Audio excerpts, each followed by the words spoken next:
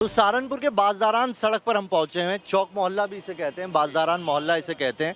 ज़्यादातर यहाँ पर जितनी भी दुकानें आप देखेंगे आसपास मेरे, वहाँ पर आपको वुड कार्विंग, जिसकी पहचान है सहारनपुर सिटी की, वुड कार्विंग सिटी के नाम से यह जाना जाता है। यहाँ पर एक बड़ी तादाद में इस तरह के लोग हैं जो लकड़ियों के ऊपर नक्काशी करते हैं और उन नक्काशियों से फिर फर्नीचर बनाए जाते हैं और वही फर्नीचर फिर अलग अलग दुनिया में दूसरे इलाकों में पहुंचाए जाते हैं। यहाँ के बारे में थोड़ा सा बताइए, सहारनपुर की मेन बिजनेस क्या है पहले तो ये बताइए, और दूसरा ये भी बताइए कि यहाँ का कल्चर कैसा है। हाँ जी, सहारनपुर जो है गंगा जमुना तहजीब का केंद्र है और ये सहारून के नाम पे इसका नाम पड़ा हुआ है। सहारनपुर मुगल कालीन से बना हुआ आ रहा है और हमारे जो है हिंदू मुस्लिम एकता का प्रतीक है, नंबर एक। नंबर दो क्या है, हमारे यहाँ वुड कार्विंग जो है ना विदेशों के अंदर जाता है। कौन से देशों में जाता है? ये पूरा ऑल ओवर वर्ल्ड में जाता है, मिडिल ईस्ट में और मोस्टली जो है यूरोप और यूएसए में इसकी बहुत ज़्यादा वहाँ पे डिमांड है और अबाउट 1500 करोड़ का एक्सपोर्ट है हमारे यहाँ। मुसलमान क्या सोचता है इस बार का, इस इलेक्शन में मुसलमान किस तरह से देख रहा है इस विधानसभा चुनाव को? क्या मुसलमान एक्टिव है या खामोश है? मुसलमान सबका भला सोचता है, ये सोचता है कि सबके प्यार मोहब्बत दिल में हो और कोई झगड़े फिसाद वाला काम ना हो। सब अपने घर में अपने परिवार को पाले और खुशी और शांति से अपना जीवन को बिताएं। ये मुसलमान सहारनपुर के सभी प्यार मोहब्बत को लेकर चलते हैं। इस गवर्नमेंट को कैसे देखते हैं आप? ये जो योगी गवर्नमेंट आई, इसने मतलब काम करने या विकास के मुद्दे पर ये जारी है इलेक्शन के अंदर, किस तरह से काम किया है? क्या है आपका नजरिया? सबसे पहले तो इसमें ये जो है गुंडागर्दी ख़त्म हुई है, सरकार में गुंडागर्दी ख़त्म हुई है और ये जो बलात्कार के केस चल रहे हैं ये बहुत कम हो रहे हैं।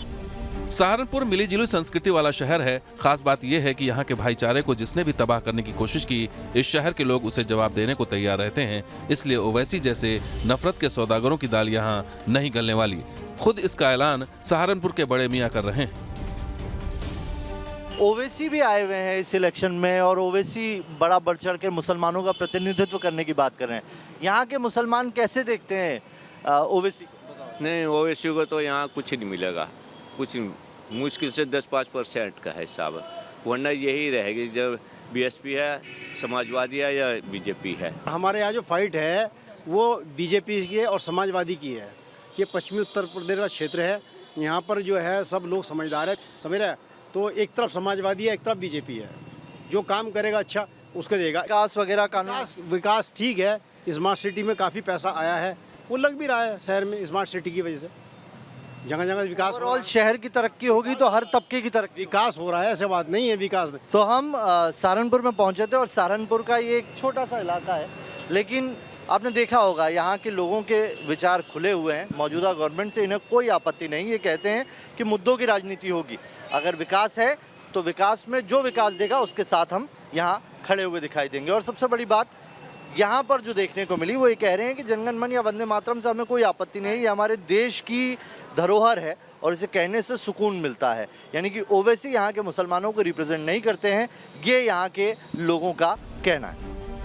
योगी सरकार लगातार यूपी में विकास के दावे कर रही है। अब इन दावों की हकीकत भी जानना जरूरी है। इसके लिए हम सहारनपुर की उस वुड इंडस्ट्री में गए जो पूरी तरह सहारनपुर के मुसलमानों के हाथ में है। मालिक और कारीगर दोनों मुसलमान हैं। उनसे जाना सरकारी योजनाओं का कितना फायदा उन्हें मिल रहा है। वुड कार्विंग का पूरी दुनिया में अगर किसी को मक्का कहते हैं तो वो यही सहारनपुर इलाका है। सहारनपुर में बड़ी तादाद में इस तरह के कारखाने आपको जगह जगह मिल जाएंगे। ये खाताखेड़ी इलाका है जहाँ पर तादाद में कारखाने लाइन से लगे हुए हैं। यहाँ पर ज़्यादातर जो इन कारखानों को ऑन कर रहे हैं वो तो मुसलमान हैं ही, लेकिन जो कारीगर हैं वो भी मुस्लिम हैं। और जो योजनाएं हैं सरकार की, उनसे यहाँ पर कितना फ़ायदा हुआ है या जो स्मार्ट सिटी प्रोजेक्ट सहारनपुर को दिया गया उससे क्या आने वाले वक्त में इनको सोच रहे हैं कुछ फ़ायदा मिलेगा। सड़क जो इतने लंबे समय से लंबित थी या कागज़ों में बनी थी, अब वो अमली जामा पहनती हुई दिखाई दे रही है, उससे क्या इस बिज़नेस को बूस्ट मिलेगा? यही सारे सवाल है जो जानने की कोशिश कर। आप बताइए, ये जो पूरा एरिया है, इस एरिया में हम देख रहे हैं कि ज़्यादातर कारखाने वुड कार्विंग के लिए, यही इसकी पहचान है। कहाँ कहाँ तक जाते हैं? ये पूरा एरिया सारा वुड का ही है। कहाँ तक जाती है यहाँ से? सर आगे तक जाती है, लकड़ियाँ कहाँ तक भेजी जाती है? एक्सपोर्ट जाते हैं सारा माल, एक्सपोर्ट। आप बताइए, ये जो मौजूदा गवर्नमेंट है, जिस तरीके से विकास कार्यों का दावा किया जा रहा है, सहारनपुर में आप देख रहे हैं डेवलपमेंट? सर कोई डेवलपमेंट नहीं हो रहा है अभी तो। थोड़ा सा क्या होता है फिर कोरोना के आदमी चक्कर में बिजनेस एकदम से डल हो जाता है एकदम से। ये कोरोना का कहते हैं हाँ भाई यही अगले महीने लगेगा, 2 महीने लगेगा, ऐसा वो करते हैं कि आदमी एकदम से पैसा वहीं रुक जाता है आदमी। नई त्रासदी आई और उसकी वजह से जो बिजनेस है उस पर असर पड़ा। लेकिन जो गवर्नमेंट है, योगी सरकार की अगर मैं बात करूँ, स्मार्ट सिटी प्रोजेक्ट में सहारनपुर को लिया है, जगह जगह हम देख रहे हैं काम चल रहा है, सड़क बन रही है सहारनपुर तक आने की। इससे क्या फ़ायदा नहीं होगा? आपको लगता है जो सड़क बनाई गई है उससे आपके इस बिजनेस को बूस्ट नहीं मिलेगा? पूरा मिलता है। ये तो है, जब विकास होता है प्रगति तो होती है ना, उसका फ़ायदा मिलता है चलने वालों को भी और आने वालों को भी। व्यवस्था ठीक रहती है तो व्यवस्था से फ़ायदा पहुंचता है। हमने देखा पूर्वांचल एक्सप्रेसवे बनाया गया है, वो इस साइड को टच नहीं कर रहा है, लेकिन सड़कों का काम इस गवर्नमेंट ने किया है और ये कह रहे हैं कि हमने जो क्या कहते हैं बदमाशी थी या गुंडागर्दी थी उन पर भी क्राइम कंट्रोल अच्छे से किया है। दिखाई पड़ता है एडमिनिस्ट्रेशन से तो फ़ायदा पहुंचता ही है, हमारे को भी पहुंचता है। यहाँ जो बाहर के कस्टमर आते हैं हमारे पास, पूरे देश से आते हैं। जितनी व्यवस्था ठीक रहेगी लॉ एंड ऑर्डर की, और उससे फ़ायदा ये मिलेगा कि कस्टमर आएंगे। पहले लोग डरते थे, अब नहीं डर रहे थे ना। ये है कि इस सरकार से सुरक्षा की दृष्टि से काफ़ी फ़ायदा पहुंचा है। हालांकि कुछ एक्सपोर्टर्स ये भी मानते मिले कि कोरोना ने धंधा चौपट किया, लेकिन कई सरकारी स्कीम्स ने बुरे वक्त में संजीवनी का काम किया। सरकार ने जो सबसे बड़ी फैसिलिटी दी है हम लोगों को, वो दी है 1 डिस्ट्रिक्ट 1 प्रोजेक्ट के तहत।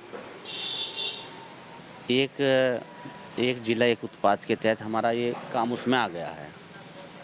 और इससे ये फ़ायदा हुआ है कि जो हम लोग इतना फर्नीचर बना के रखते थे, पहले इतना संसाधन नहीं था। अब 2 साल से लॉकडाउन है, 2-2.5 साल से, तो इस सरकार से ये फ़ायदा पहुंचा। 1 डिस्ट्रिक्ट 1 प्रोजेक्ट के तहत 25% सब्सिडी भी दी इन्होंने।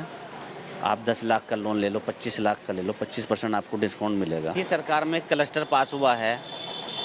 अभी तो ये एक्सपोर्टरों के लिए है, जो हैंडीक्राफ्ट का एक्सपोर्ट करते हैं उनके लिए इस सरकार ने 15 करोड़ की जो स्कीम घोषित की है, काम चल गया है और बनने ही वाला है वो तकरीबन।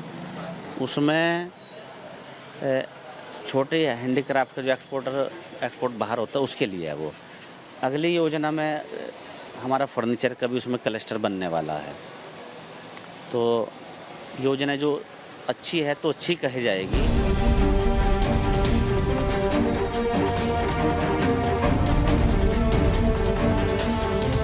वुड कार्विंग सिटी का यहाँ पर पूरा काम होता है। आप देख सकते हैं अंदर तादाद में यहाँ पर काम पड़ा हुआ है और ये कह रहे हैं कि कोरोना काल था तो हमने अंदर ही अंदर जो सामान बनाए हैं वो सामान अब इंतज़ार कर रहा है कि लोगों तक पहुँचेगा। एक्सपोर्ट यहाँ पर ज़्यादातर माल होता है, बहुत ही कॉस्टली ये पूरे फर्नीचर आइटम होते हैं, लेकिन 1 डिस्ट्रिक्ट 1 प्रोडक्ट जो यूपी गवर्नमेंट का जो योजना है उससे इन्हें लाभ मिल रहा है और अब जो क्लस्टर बनाने की बात चल रही है उससे भी बड़े आशान्वित हैं।